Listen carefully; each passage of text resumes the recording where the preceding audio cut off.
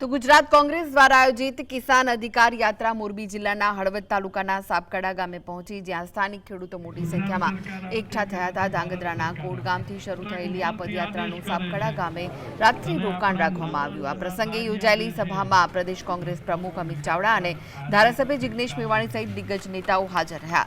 ખેડૂતોના પડતર પ્રશ્નો અને ખાસ કરીને વીજ પોલના વળતર મુદ્દે ન્યાય મેળવવા માટે કોંગ્રેસ દ્વારા શંખનાદ કરવામાં આવ્યો છે।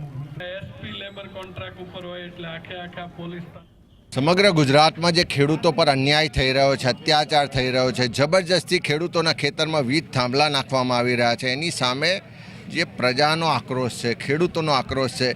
એક બાજુ કિસાન અધિકાર યાત્રા કચ્છથી શરૂ થઈ છે, બીજી બાજુ સ્વયંભૂ ખેડૂતો કોણથી સુરેન્દ્રનગરથી નીકળીને દ્વારકા સુધી આ યાત્રામાં જોડાઈ રહ્યા છે।